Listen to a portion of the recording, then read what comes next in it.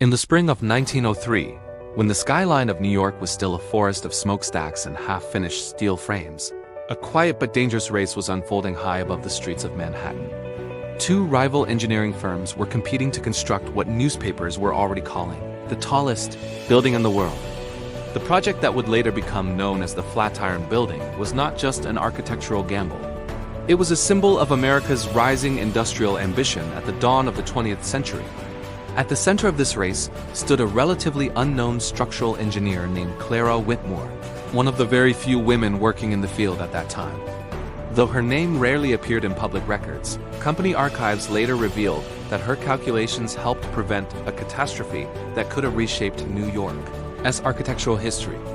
Clara had graduated quietly from Cornell University at a time when women in engineering were treated as anomalies rather than equals.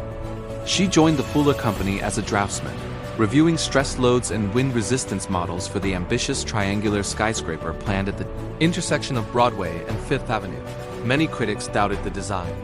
The building's narrow prow-like shape, resembling a massive iron pressing tool, seemed too slender to withstand the powerful crosswinds that swept through Madison Square. Skeptics predicted it would collapse like a house of cards. In the early weeks of steel assembly, Clara began reviewing updated wind tunnel data primitive by modern standards, but groundbreaking at the time. She noticed discrepancies between projected lateral wind forces and the load tolerances assigned to several key support beams near the building's narrow apex. The official report dismissed the difference as negligible. However, Clara understood that even minor miscalculations at such heights could amplify under sustained gusts. She raised concerns with her supervisor, only to be told that construction deadlines were tight and public confidence was fragile. Halting work would be costly and embarrassing. Yet Clara persisted, recalculating the stress distributions late into the night by gaslight in her small apartment. Using complex hand-drawn diagrams and pages of equations, she concluded that reinforcement was not optional, it was essential. A single violent windstorm could cause catastrophic structural failure during construction, when the building was most vulnerable. With quiet determination, she compiled her findings and presented them directly to the project's chief architect, Daniel Burnham, who had staked his professional reputation on the skyscraper's success. Burnham, known for his bold vision but practical judgment, reviewed her calculations carefully. Though hesitant at first, he authorized additional bracing within the steel framework, subtly modifying the internal skeleton without public announcement. Weeks later, as fate would test their decision, a severe Atlantic storm tore through Manhattan. Wind gusts howled between buildings and shook scaffolding loose across the city.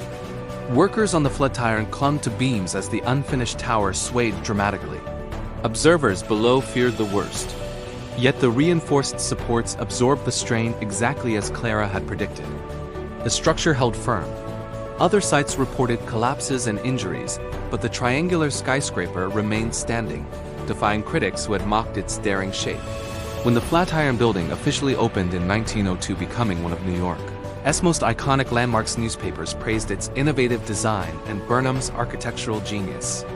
Few knew that behind the scenes, a young engineer's insistence on mathematical precision had safeguarded the lives of countless workers and future occupants. Company memos referencing CW adjustments were quietly archived, her contribution largely uncelebrated in public discourse. Yet historians examining early skyscraper engineering later identified those reinforcements as crucial to the building's long-term stability. The Flatiron Building still stands today at 175 Fifth Avenue, a symbol of early American skyscraper ambition and the rapid modernization of cities during the Progressive Era.